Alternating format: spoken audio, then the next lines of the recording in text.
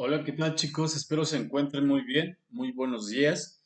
Vamos a continuar con las clases de filosofía que sin embargo tienen esa cualidad y sobre todo pues esta apertura para poder reflexionar y repensar toda esta situación que enfoca ciertamente al hombre, ¿no? Y que es el quehacer de todos los días, sino que estuviera allí presente, ¿no? Estar pensando, que el pensar nos ayuda a identificar ciertos, pues no parámetros ni categorías, sino poder entender y comprender la realidad, ¿no? Voy a mostrarles algunas preguntas, dos o tres preguntas, para que ustedes me indiquen si es que tienen un conocimiento previo acerca de ello, ¿no? Una de esas preguntas que me gustaría que respondieran, por favor, ¿el mito supera la razón? Recuerden que el mito es una explicación o una narración que supera de alguna manera en ese entonces a la religión, ¿no? Para dar explicación a lo que era el origen del mundo. Entonces, ¿será verdadero o falso? Falso. Entonces tenemos que el mito supera la razón. Claro que no, puesto pues que llega posteriormente algunos filósofos y tratan de dar explicación conforme a argumentos racionales. Es decir, la razón es la que se hace patente en la existencia del hombre a través de la facultad del pensar, de la reflexión, y pues por supuesto siendo críticos y reflexivos, ¿no? La siguiente que me gustaría que respondieran, ¿los presocráticos eran biólogos?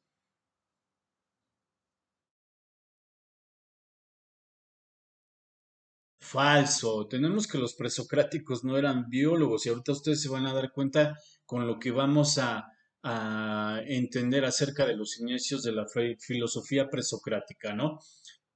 Bien, la siguiente y última tenemos Tales de Mileto es el filósofo del fuego. Tales de Mileto es el filósofo del fuego. Falso. En aquellos tiempos todos trataban de dar explicaciones y no por respuesta, ¿no? Sino acercarse un poquito a través de esa cosmovisión que tenían y entender todo este origen. Y ese origen pues se le mencionaba como arjé, el origen de todas las cosas. Era el gobierno de todas las cosas. Y pues bueno, tenemos que la filosofía presocrática pues de alguna manera da inicio y el cuyo nacimiento describimos y tratamos de comprender, pues en esta situación, ¿no? Fue una nueva forma, como ya lo había explicado, de ver el mundo que se esparció totalmente rápidamente por las islas del mar Egeo. Llegó hasta el sur de la península itálica y finalmente alcanzó la ciudad que aún es considerada como su patria definitiva, es decir, Atenas. Y pues bueno, toda esta situación se considera como gran apertura a entender lo que es la filosofía. Es necesario ir por partes, ¿no? Ya que la filosofía griega es antigua, es decir, es el primer gran episodio de la historia de la filosofía occidental. Esto, en opinión de muchos, el más significativo de todos, y es que en él se dio una cantidad impresionante de ideas, muchas de ellas tan potentes que aún hoy, 2500 años después, seguimos pues estudiándolas, ¿no? En libros, y bueno, al revisar el pensamiento producido por los griegos entre los siglos sexto y cuarto antes de nuestra era, se puede tener esa sensación de que las personas más inteligentes de la historia, de alguna manera, se pusieron de acuerdo para vivir al mismo tiempo, ¿no? En lugares no muy alejados de otros. Y recordando esto, la filosofía griega es tan rica, abarca tantos, pues, pensadores, ¿no? Y teorías que se acostumbra a dividirla, pues, en etapas para estudiar. La primera en la que unos cuantos individuos comenzaron el pensar del mundo de manera diferente es la llamada la era de los filósofos presocráticos, es decir, es la era de los filósofos anteriores a Sócrates. ¿Y a quién estudiaremos entonces? Pues tenemos que el primero de ellos es Tales de Mileto, ¿no? Tales de Mileto es considerado el primer filósofo que existió, se le considera el padre de la de la filosofía, que nació aproximadamente en el año 640 a.C. y falleció en el 545. Decir que él fue el primero significa que fue el primer ser humano que buscó esta breve explicación de las cosas, ¿no? De la naturaleza en otras cosas ciertas que se reflejaban. Y en lugar de buscarle en la acción, en los dioses y espíritus, ya hemos descrito este cambio de mentalidad con cierto detalle, hablando de mito, religión y ciencia. Según lo que sabemos, en este sentido, Tales se interesa por la astronomía, las matemáticas, también por el comercio, la política y la navegación.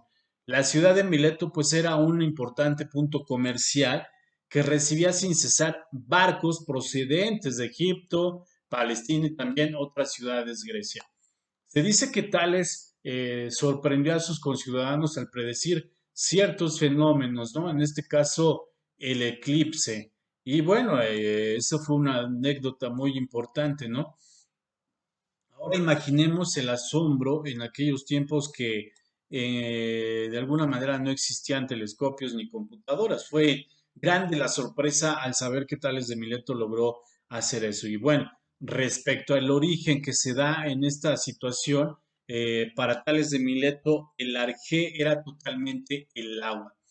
Y bueno, el agua, Tales de Mileto empezó a reflejar este sentido, ¿no? Que el agua era el origen de todas las cosas. Sin embargo, pues también existen otros presocráticos que hablan acerca de esa situación. Tenemos, por ejemplo, a Parménides, ¿no? Que Parménides fue un pensador que cambió este rumbo de la filosofía. Posteriores a él, él se dedicó a encontrar soluciones para problemas algo distintos a los que fueron importantes a los de Mileto, ¿no?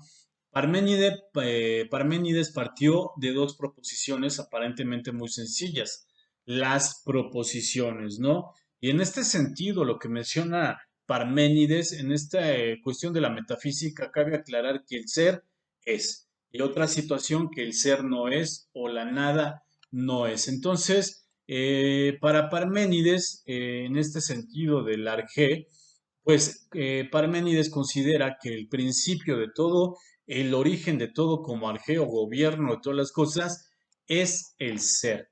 Y bueno, ahí hay distintas opiniones acerca de Heráclito. Tenemos que para Heráclito él era un poco hermético, es decir, a muchos les costaba trabajo emparentar con sus ideas, ¿no? Para Heráclito, tenía varias frases. No te puedes bañar en el mismo río porque otras aguas correrán, ¿no? En esta situación para Heráclito, el primer principio, o bien no el primero, que se constata a través del fuego. Y para Demócrito, pues es el átomo, ¿no? Que él decía Demócrito, estaba compuesto de todas las cosas, era el átomo, Heráclito, el fuego, ¿no? Ya que el fuego purifica y también la razón tenía algo que ver con esta situación de emparentar a modo de metáfora, ¿no? Y ahí está Anaxímenes, Anaximandro, Empédocles, que sí me gustaría que ustedes los investigaran, ¿no? Y es un ejercicio principalmente de los presocráticos ahondar en esta situación de la reflexión. Ahorita, si ustedes hacen una especie de alegoría, una especie de comparación o analogía, se darán cuenta que sí hay principios que gobiernan a las cosas, ¿no? Se los dejo de tarea. ¿Cuáles serán esos principios que ustedes me podrían decir o mencionar? A ver, ¿cuáles son? Hay muchos principios que sin duda están logrando manipular al ser humano. En este caso se buscaba que el principio de todas las cosas estaba fijamente en la naturaleza. Pero ahorita ustedes, ¿qué principios creen que gobierne al ser humano? Bien, agradezco su atención, que estén muy bien. Muchas gracias.